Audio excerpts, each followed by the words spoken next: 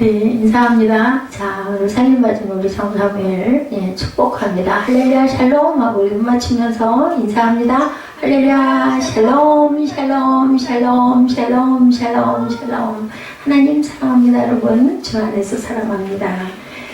오늘 다니엘 8장 전체 27절까지 교독했고, 오늘 그 중심이 18절에서 27절 제가 제목을 The Vision of the Evenings and Morning, 아침과 밤에 있는 그 이상.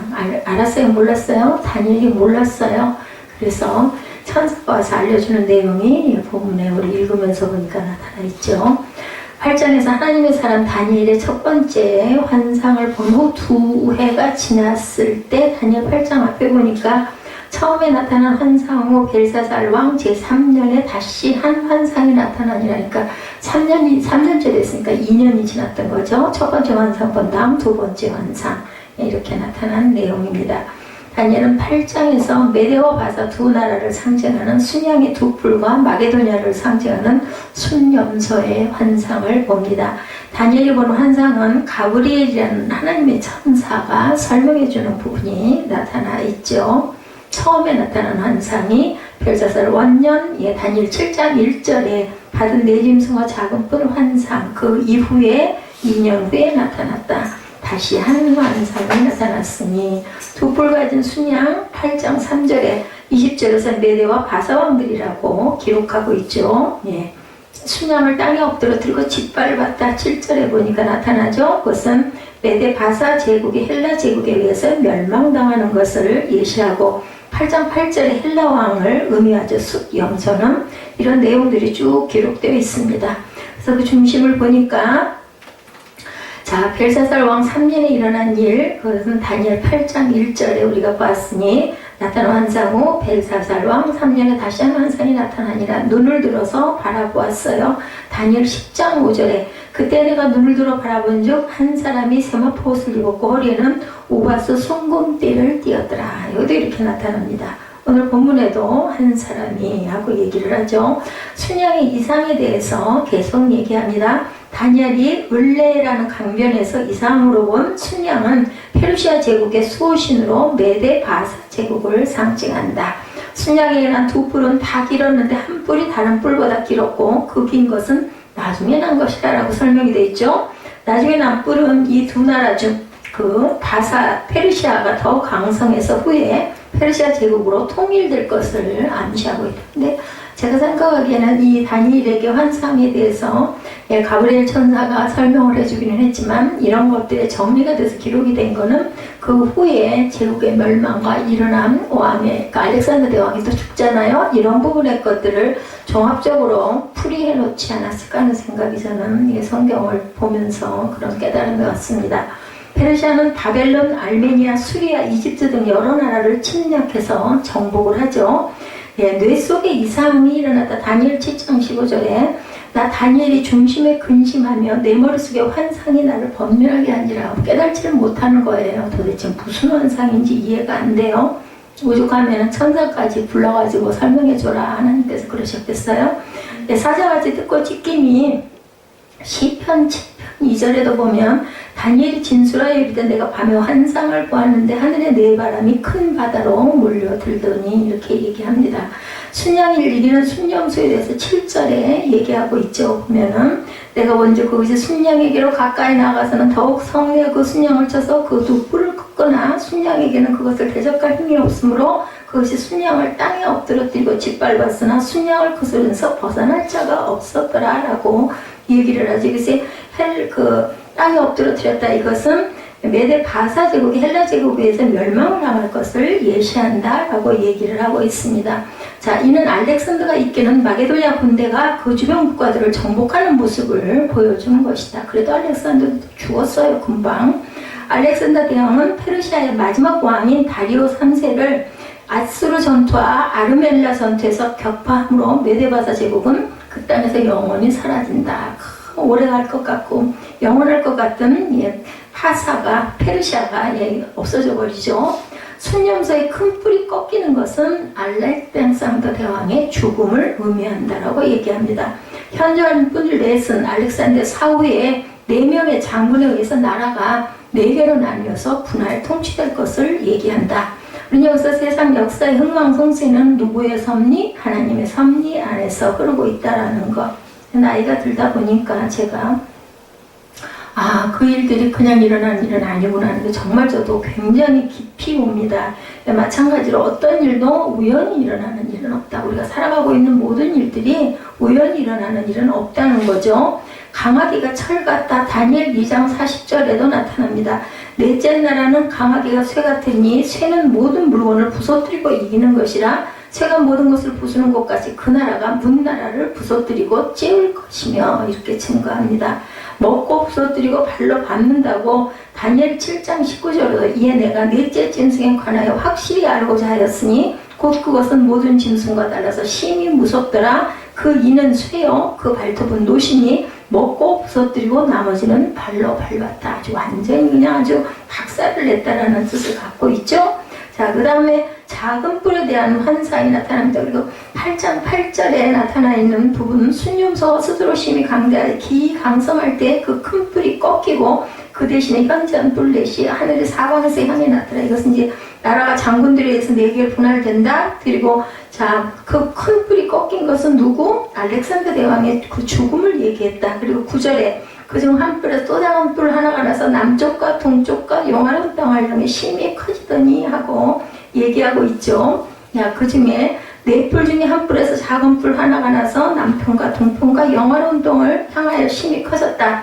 9절에 그중 한 뿔은 알렉산더 왕의 사후에 바벨론과 시리아 지역을 차지한 셀루키우스 왕조의 8째 왕인 안티오쿠스 에피파네스를 가리킨다라고 합니다. 그는 예루살렘을 침공해서 신실한 하나님의 백성들을 많이 죽이고 가혹하게 핍박을 합니다. 유대교에 대한 에피파네스의 모독은 구체적으로 하나님의 이름에 대한 회방과 성전 모독, 성전 제사의 폐지, 제단의 부정한 제물을 바쳐 성소를 더럽히고 참된 신앙상의 생활을 방해합니다. 그는 일시적으로 행동하였으나 그 대가로 영원한 형벌이 당연히 주어지겠죠.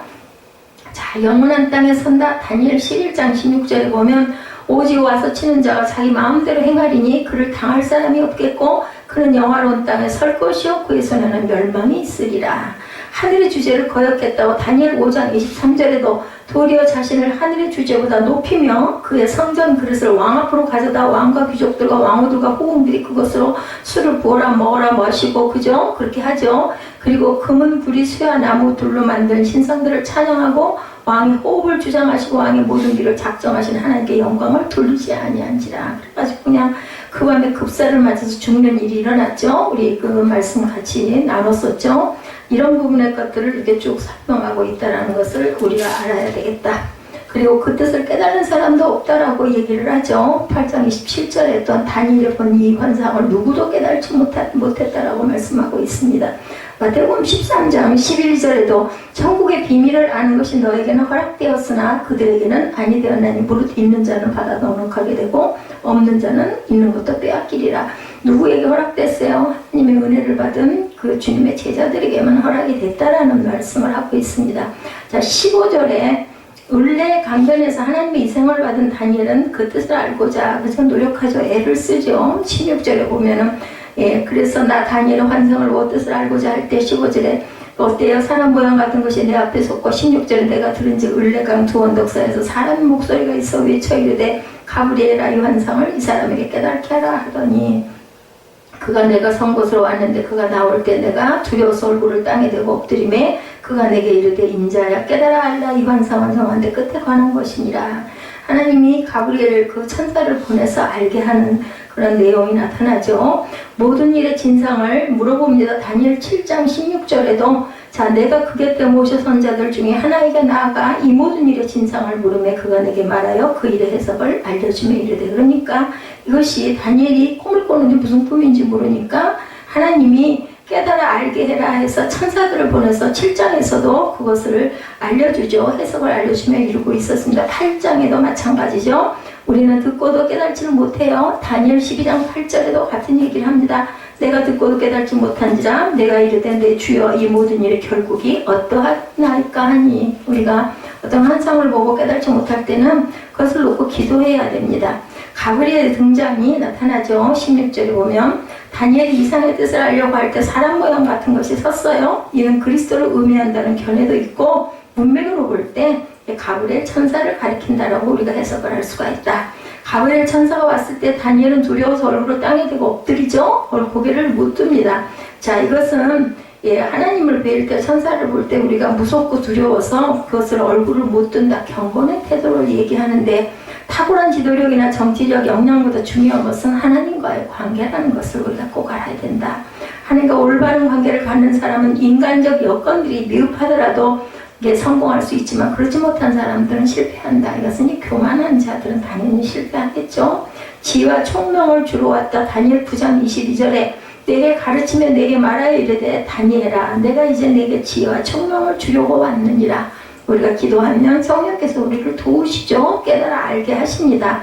환상이 무엇인지 보여줍니다. 스가랴 1장 9절에도 내가 말하되 내 주여 이들이 무엇이니까 하니 내게 말하는 천사가 내게 이르되 이들이 무엇인지 내가 내게 보이리라 하니. 이렇게 하나님이 세우신 선지자들 꿈을 꾸었을 때 환상을 보았을 때 깨달지 못할 때 기도하면 하나님의 영이 이것을 깨달아 알게 하죠. 성령께서 알려줍니다. 우리가 성경도 마찬가지입니다.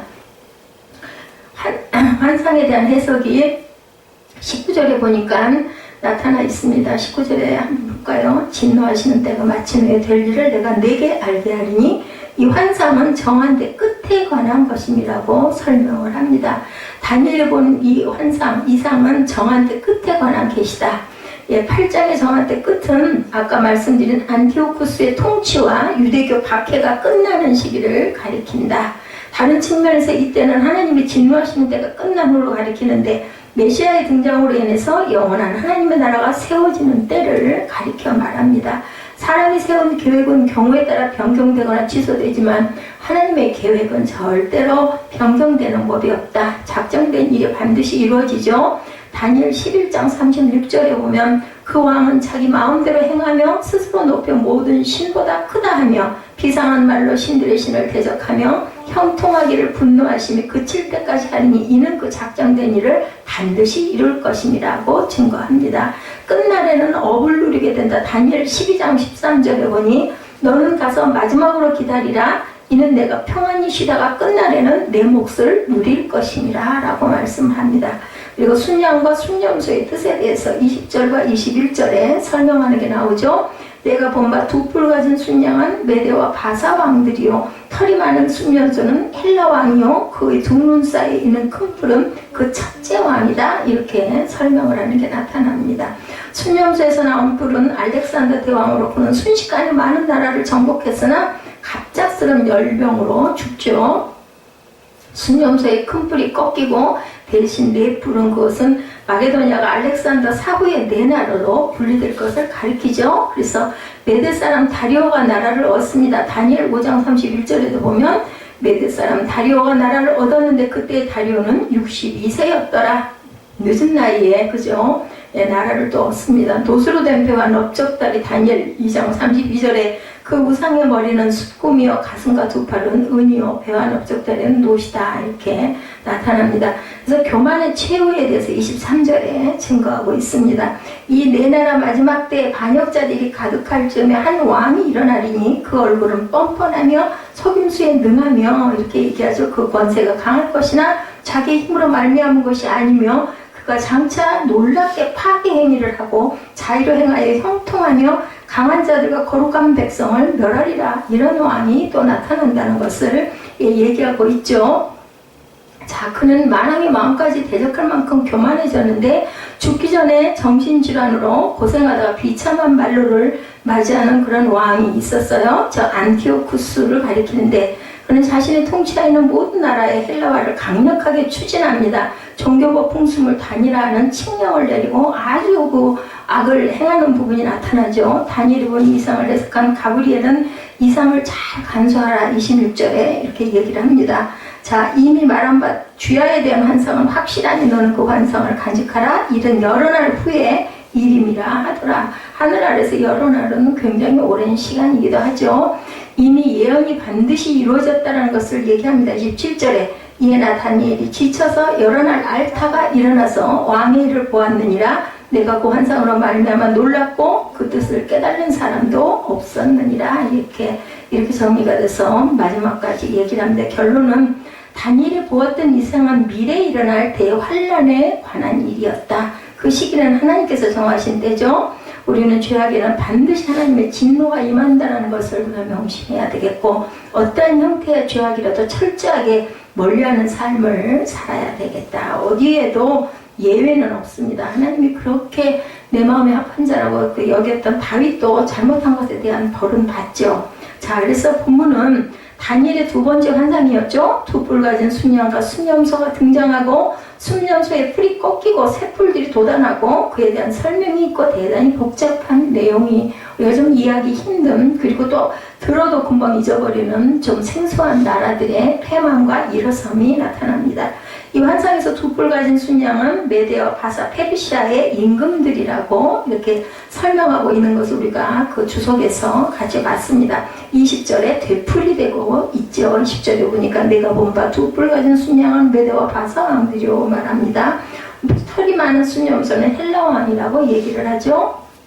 그래서 순염소의 뚜렷한 뿔은 알렉산더 대왕인데 8절에 순염소가 스스로 힘이 강성할 때 뿔이 꺾인 것은 알렉산더 대왕이 32살에 한창 나이에 갑자기 죽을 것을 예고하고 그 다음에 난 뚜렷한 뿔 넷은 네 나라로 통치한다라는 것을 얘기한다고 아까 우리 함께 보고 왔죠. 이 환상의 정확한 뜻을 환상을 본 당사자는 다니엘도 몰랐다. 저도 그 환상을 보고 제게 주셨던 하나님의 그 환상이 있었죠. 그거 굉장히 몰랐는데 세월이 이렇게 지나서 지금쯤 되니까 그때 이런 뜻인 거야 하고 그 환상을 볼 때 깨달음은 왔었지만 그래도 정확한 뜻을 몰랐었는데 결과적으로 보니까 그 뜻이 이루어진 것을 우리가 봅니다. 정확하게 알지를 못했어요. 도대체 왜 그런 것을 보여주셨는지. 그러니까 미래에 일어날 일을 우리가 깊이 기도하면 깨닫게 합니다. 다니엘뿐만이 아니라 마찬가지죠. 그래서 우리가 그걸 해석할 때는 성경적으로 해석할 줄 알아야 되겠다. 본문의 끝절인 27절의 후반부를 보니 내가 그 환상으로 말미암아 놀랐고 그 뜻을 깨달은 사람은 없었느니라. 다니엘이 이렇게 고백합니다. 우리는 본문에서 이 부분의 수정을 마치고 9장과 연결해서 한번 살펴보죠. 27절은 다니엘 자손도 그 환상의 뜻을 깨닫지 못했다고 그랬어요.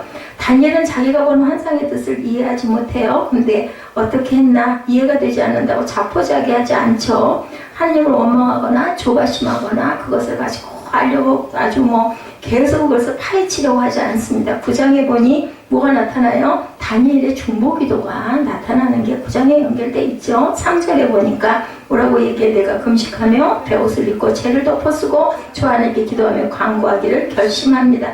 그래서 4절 이하에 다니엘의 긴 기도가 나오죠. 하나님 야훼께 기도하며 자복하여 이르기를 크시고 두려워할 주 하나님, 주를 사랑하고 주의 계명을 지키는 자를 위하여 언약을 지키시고 그에게 인자를 베푸시는 이시오. 이렇게 이제 그저 앞 서두를 띄어서 이렇게 얘기를 하는 부분이 쭉 나타납니다. 참회의 기도를 먼저 하죠. 다니엘이. 우리는 항상 기도할 때 참회하는, 회개하는 기도를 먼저 해야 되겠다.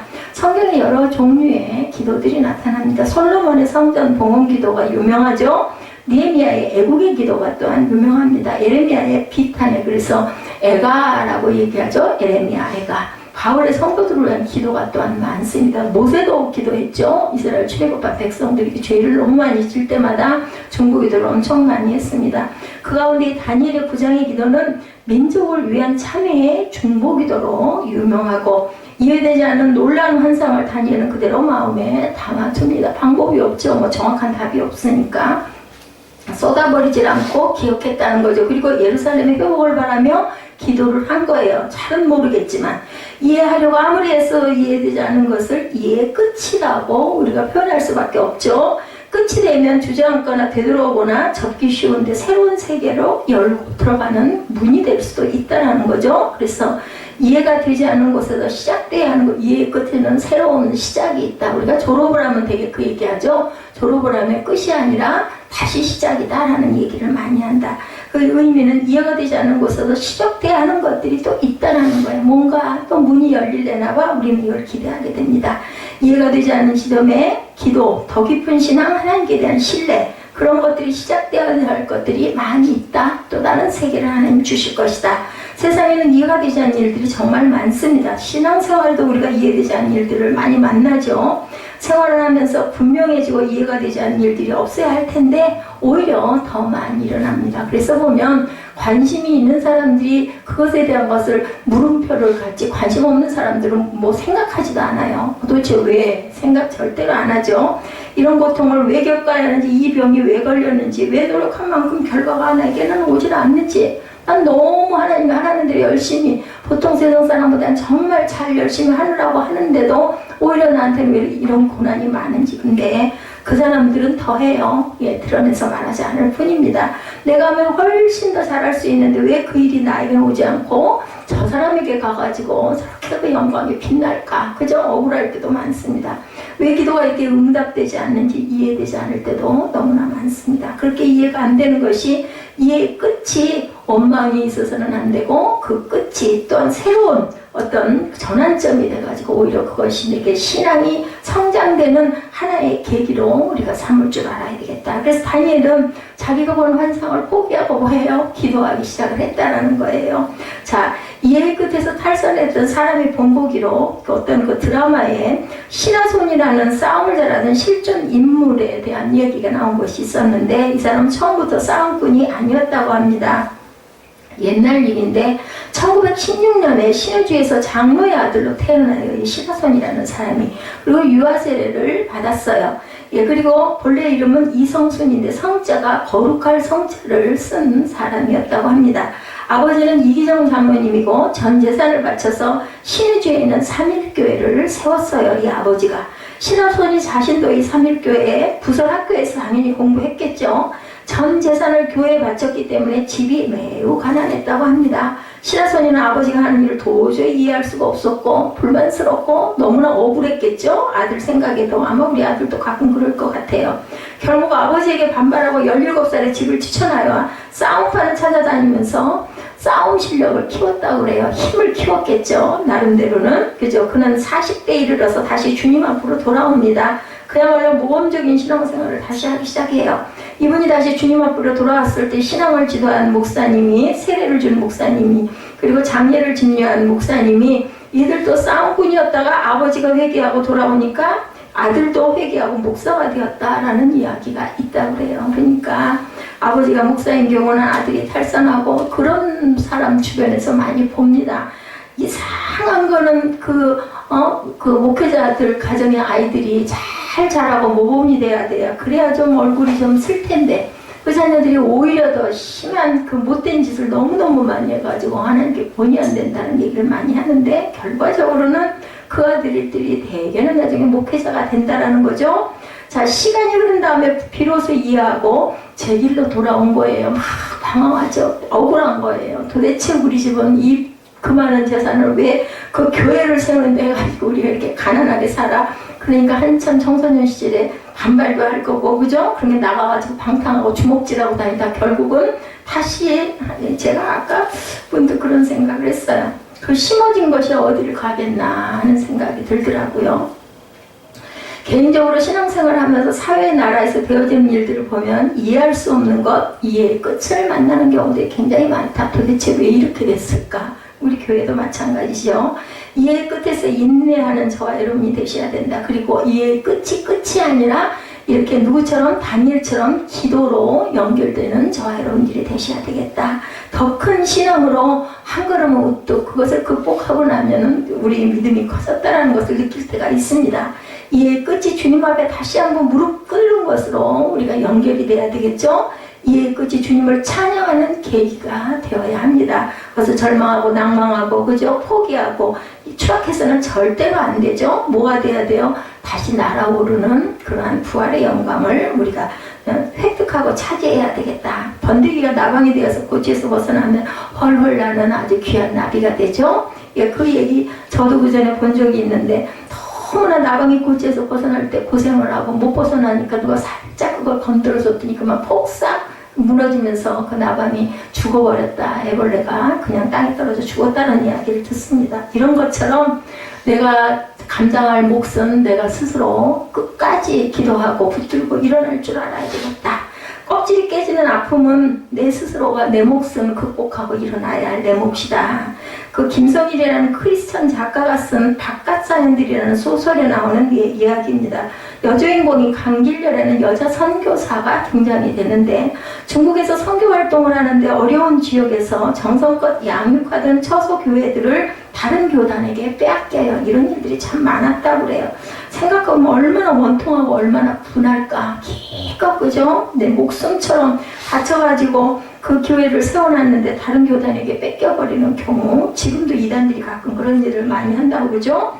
그리고 탈북자를 돕는 일을 하는데 한 탈북자가 국경을 넘는 것을 도와주다가 보면 감길래 그 주인공이 총에 맞아요. 그래서 죽게 돼. 그걸 보면서 이 여자 선교사를 지켜보던 남자 주인공이, 작품에 나온 남자 주인공이 하나님을 향해서 도대체 당신이 하는 일은 뭡니까? 너무 억울하잖아요. 이렇게 정말 교회를 세우다 그 교회에 있는 모든 성도 다 다른 교회에 뺏겨버리고, 그리고 탈북하는 사람 도와주다가 결국은 총에 맞아서 죽고, 얼마나 기가 막히게 도대체 뭐냐고, 하나님이 도대체 뭘 하시냐고. 이 소설에 깔려있는 내용은 아벨 문제였다라고 나와 있어요. 아벨이 하나님의 마음에 드는 제사를 드렸는데 결국은 보상은 뭐였어요? 형한테 돌 맞아 죽었잖아요.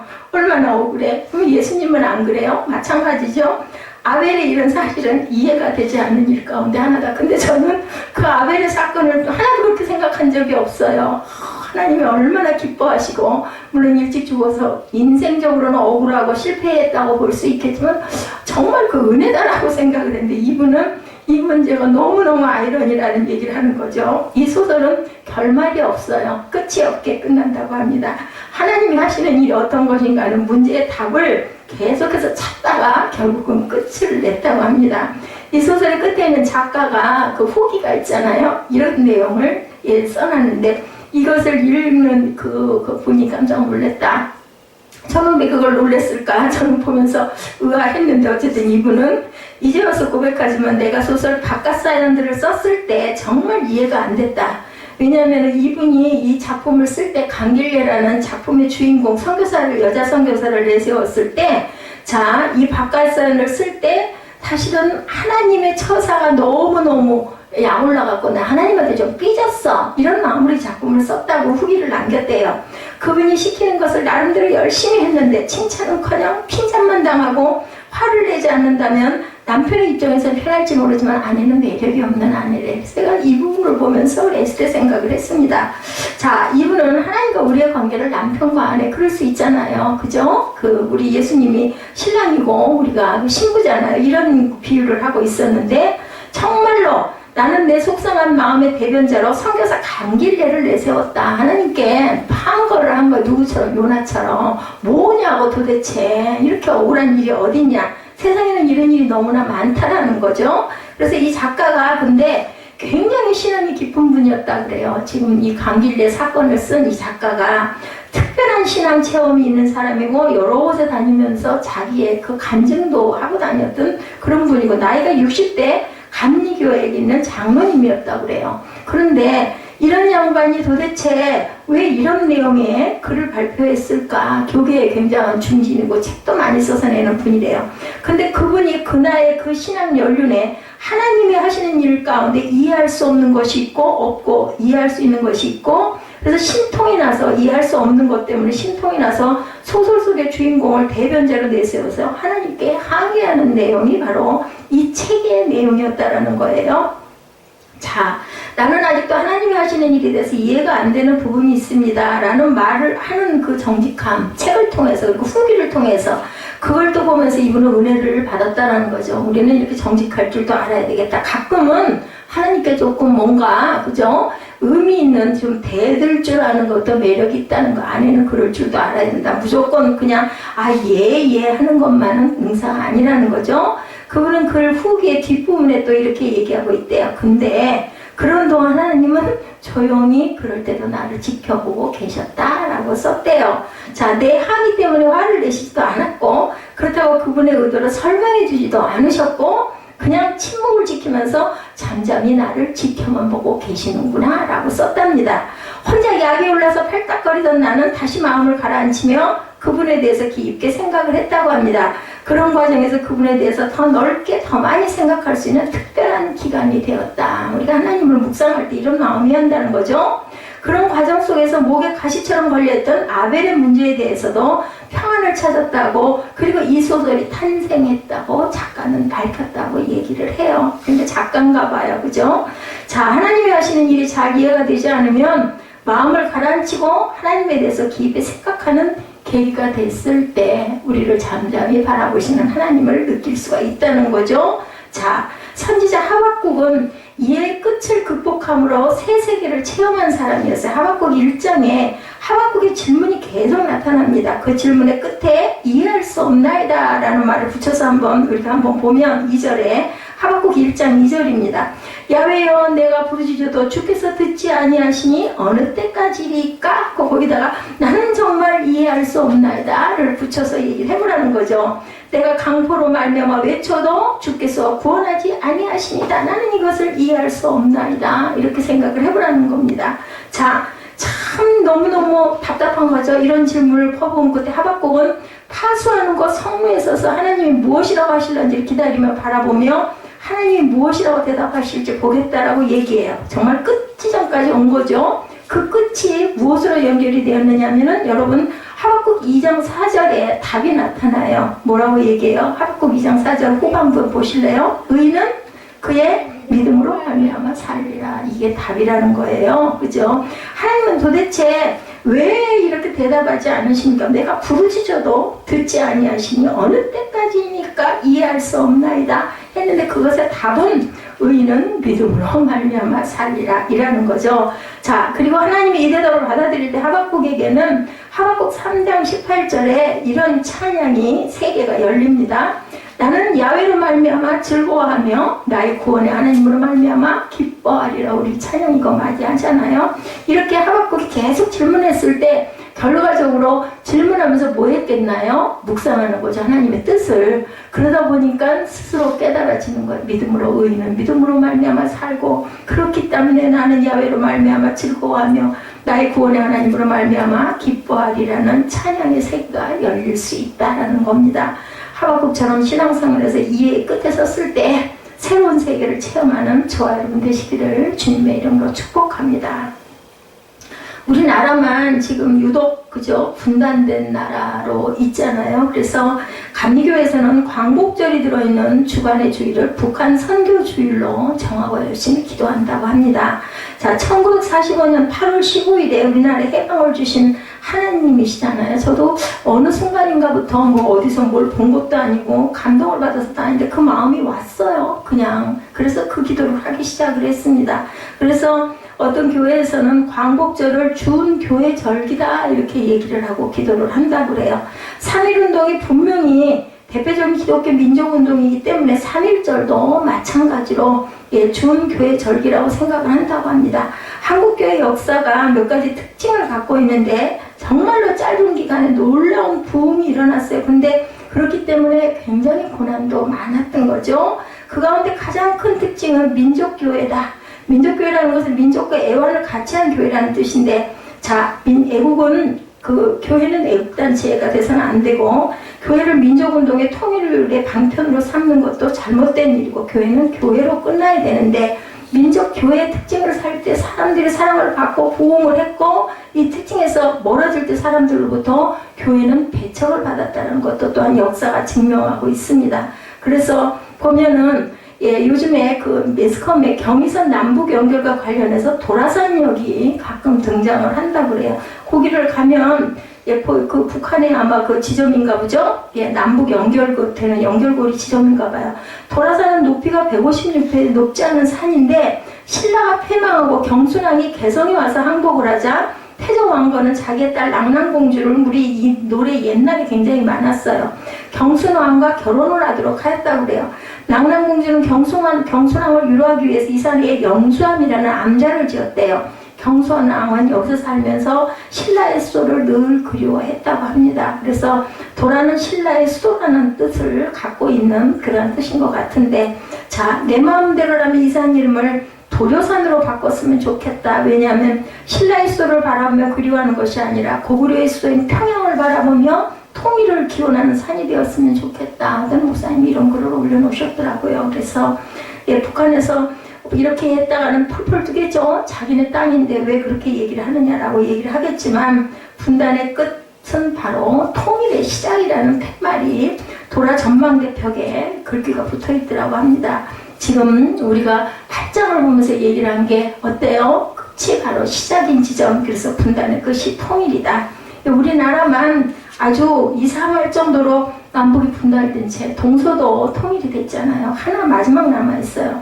그래서 다니엘 9장 2절에 다니엘이 성경을 읽다가 이제 예루살렘이 재건될 날이 되었구나 라고 깨달았다는 거예요. 그 환상을 통해서 에레미야 예언 가운데 이 민족은 70년 동안 바벨론의 왕을 섬기리라. 에레미야 25장 11절에 이 말씀을 발견했어요. 자, 이스라엘 백성이 바벨론의 포로로 끌려간 것은 기원전 605년의 일이고 1차 포로의 다니엘서 9장은 다리오 원년의 일인데 다리오 원년은 기원전 538년이라고 하는데 포로가 된 지 67년이에요. 우리나라는 통일 지금 50년에 6.25 전쟁이 일어났잖아요. 그리고 2018년이죠 지금. 그러니까 조금 남았어요. 70년이. 이런 부분을 보고 그 목사님들이 굉장히 기도를 열심히 하신다고 그래요. 다니엘은 많은 일을 했죠. 믿음의 순수성을 지키기 위해서 산의 진미를 거부했어요. 우리가 쭉 다니엘을 같이 보고 왔죠. 느부갓네살 왕의 꿈을 2번이나 풀어주죠. 높은 벼슬을 하면서 바벨론 온 지방을 다스리기도 하고 사자굴에 들어가면서도 타협하지 않았습니다. 벨사살 왕의 잔치에 나타난 글씨, 그죠? 메네메네 대계를 우바르심의 뜻도 풀이해주죠. 이런 또한 여러 가지 환상을 보았습니다. 다니엘은 이 많은 일 가운데 가장 중요한 것이 바로 9장의 다니엘의 기도인 것이다. 다니엘서 12장 가운데 가장 중요한 장을 꼽으라고 하면 9장을 꼽을 수가 있는데 우리에게는 언제나 통일이 되는 시간 약속은 없어요. 예, 그것이 바로 다니엘서와 다른 점인데 예수님께서 도마에게 보지 못하고 믿는 자는 복되다고 요한복음 20장 29절에 말씀하시잖아요. 우리가 정확한 시간 정해져 있지 않더라도 분명히 결단코 꼭 이루어주실 것을 우리가 기도해야 되겠죠. 그래서 다니엘 9장 17절의 기도, 그러한 적 우리 하나님이여 지금 주의 종의 기도와 간구를 들으시고 주를 위하여 주의 얼굴빛을 주의 황폐한 성소에 비치시옵소서. 이런 간절한 기도를 우리가 드려야 되겠다라는 거예요. 자, 우리에게 다니엘 8장 26절의 환상도 필요하죠. 이미 말한 바 주야에 대한 환상은 확실하니 너는 그 환상을 간직하라. 이는 여러 날 후의 일임이라 하더라.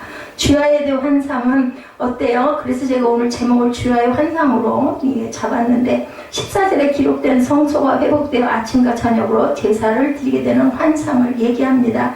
천사 가브리엘은 포로생을 하고 있는 다니엘에게 예루살렘은 회복된다고 얘기하죠. 너희들은 성전에서 다시 아침과 저녁으로 제사를 드리게 된다. 예, 우리가 아까 잠깐 소개했던 것처럼 북한 선교주의를 정해놓고 기도하시는 그런 교회들이 많이 있다. 그리고 3.1운동도 6.25 동란에서 지켜주심도 하나님의 귀한 뜻을 분명히 대한민국에 향하고 있다는 것을 믿고 간다라는 거죠. 북한에 대한 통일이 늦어지고 있는 것에 대해서 정말 알 수가 없지만 그것을 생각할 때 그들을 구원해야 할 사명이 저와 여러분에게 있는데 그 통일이 늦어지면 늦어질수록 북한에 있는 백성들을 정말 전도하기가 힘든 거 하나님께서 얼마나 섭섭해하시고 아파하실까를 우리가 생각한다면은 항상 북한을 위해서도 항상 우리가 기도해야 되겠다라는 거죠. 하나님이 70년이 가깝도록 응답을 안 하시는 것을 우리가 이해할 수는 없지만 세계 유일의 분단국가, 자, 이 말씀이 굉장히 저는 동의를 합니다. 버스를 탔는데 버스에 다 사람들이 앉아있는데 나만 홀딱 서 있을 때 있죠. 저도 그런 경험이 있어요. 참 머쓱해요. 다들 서 있는 사이에 끼어서 서 있을 땐 괜찮은데 모두 다 앉아있는데 혼자만 서 있는 것. 유일한 분단국가 우리나라는, 그죠? 세계라는 버스에 모두 다 다들 잘 앉아서 살고 있는데 우리만 혼자서 서 있는 거와 마찬가지라는 생각을 하고 우리가 다니엘 그 8장과 9장을 통해서 하나님의 정확한 뜻은 우리가 알 수는 없지만 반드시 멀지 않아 이루어주실 날이 있음을 믿고 우리가 기도하는 한 걸음 더 나아간 부활의 영광을 안는 우리 일상도 마찬가지고 그런 삶을 사는 저와 여러분 되시기를 주의 이름으로 축복합니다.